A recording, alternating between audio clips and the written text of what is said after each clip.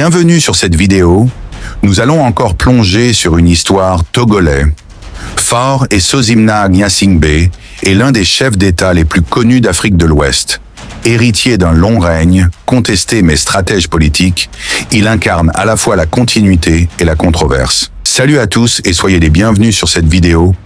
Si vous n'êtes pas encore abonné à ma chaîne, abonnez-vous et activez la cloche de notification. Merci.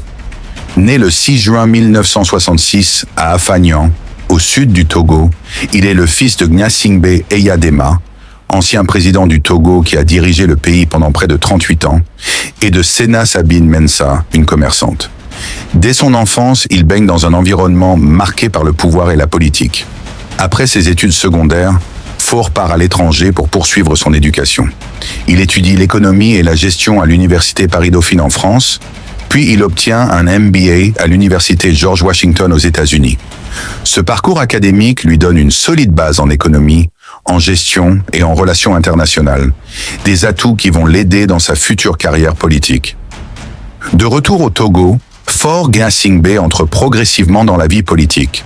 En 2003, il est élu député de la circonscription de Blita à l'Assemblée nationale togolaise, puis nommé ministre de l'Équipement, des Mines et des Postes et Télécommunications.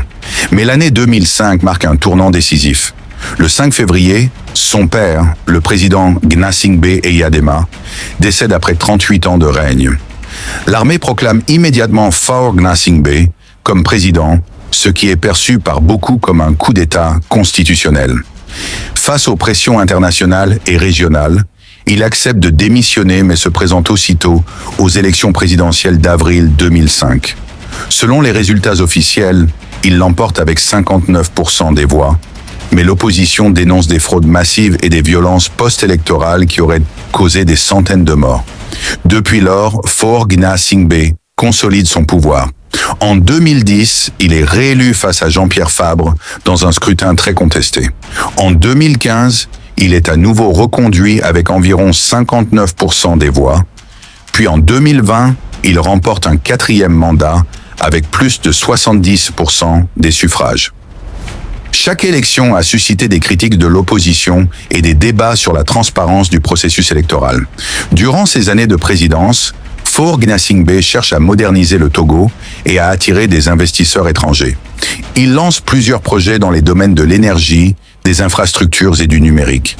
Toutefois, il est souvent critiqué pour sa gouvernance jugée autoritaire, le manque d'alternance politique et la restriction des libertés publiques.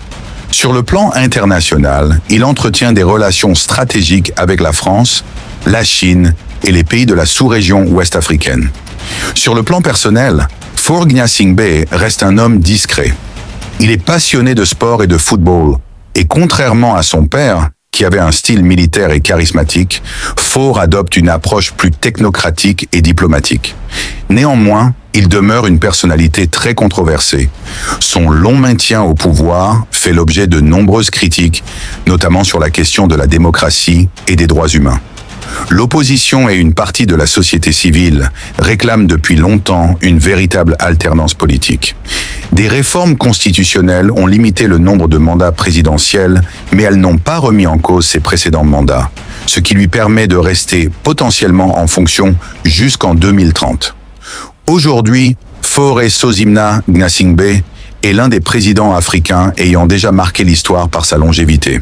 Fils d'un père qui a dirigé le Togo durant près de 4 décennies, il incarne à la fois la continuité et les défis d'une Afrique en quête de démocratie et de stabilité.